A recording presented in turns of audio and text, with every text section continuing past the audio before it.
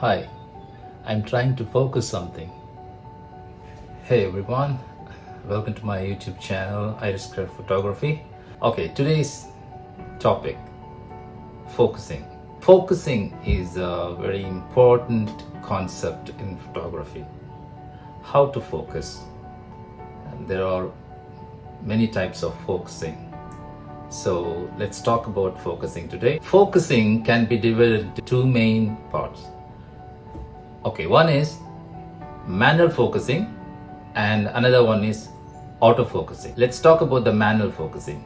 Before the digital cameras come to the market, all the cameras had only a manual focus lenses in the film days.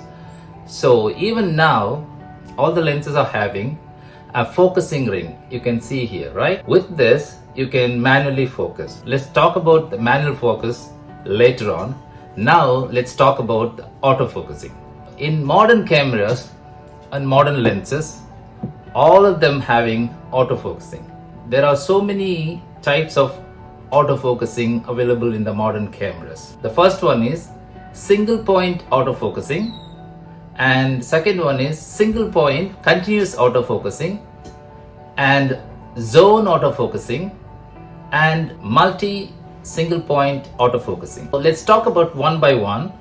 I'll show you some pictures here to explain more about, to understand more easily how these autofocusing are working in the cameras. Single point autofocusing, how this will work. The single point autofocusing, they use this single point autofocusing for a static subject. When you choose the single point autofocusing, it will directly just focusing on the subject. When you choose the single point autofocusing, that will be very, very accurate and that will be very precise. Now, single point continuous autofocusing. What is that continuous autofocusing? Suppose you are focusing on a bird which is just on the move. In that case, you have to choose the single point continuous autofocusing because the camera should track the subject when it's moving. Sometimes the subject is coming towards you. If you choose the single point autofocusing, in the beginning, it will focus on the subject. When the subject is moving towards you, it will lose the focusing point. Why? Because the distance from the camera and the subject is changing when it's moving. So that's why when you shoot any moving object, you have to choose the single point continuous autofocusing will track the subject whenever it is moving towards you. Okay, next one is zone autofocusing. What is that zone autofocusing? When the subject is moving inside the zone, as long as the subject is within that particular area, that zone, the camera can focus on the subject very accurately. That is called zone autofocusing. Okay, the next one is multi-single point autofocusing. Wherever the scene is having a good contrast, depends on that, it will focus on multi-subjects and it will focus on different subjects on the frame. All the modern cameras are having these four types of autofocusing. Normally, the autofocus you can change within the menu, or sometimes the camera body, normally in the Fuji camera, it has got a dedicated button at the front of the camera. Just I'll show you this.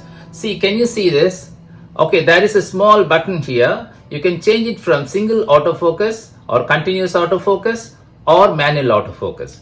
So whenever you change, according to that, the camera will work, depends on what you're choosing on the front dial. So this is what all about the focusing, guys. I'll give some pictures here to understand easily about the focusing types. The manual focus or autofocus, both are very complex concept to understand. So just I'm giving you in a very simple way to make you understand. Okay, now let's talk about the manual focus. When you can choose the manual focus. If you shoot something that doesn't have a good contrast, it's very hard for the camera to focus on that particular subject. Blue sky. So when you're focusing on that, the blue sky may not have a good contrast, so the autofocus will struggle to focus on something. So what will happen in that case, you have to use your manual focus. So when you use the manual focusing with that focus ring, that will give you the exact focus. Normally what will happen, the photographers use the manual focus when the camera is struggling to focus on automatically.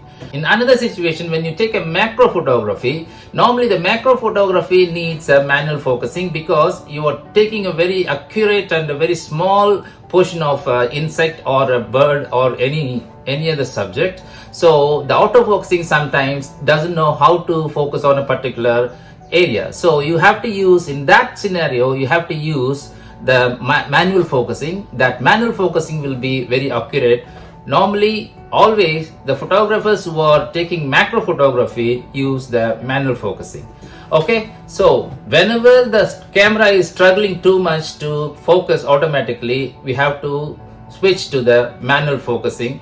All the modern cameras now, even though the camera is in autofocus mode, when the camera is struggling to autofocus, you can switch over to use the focusing ring to make a perfect focusing on that.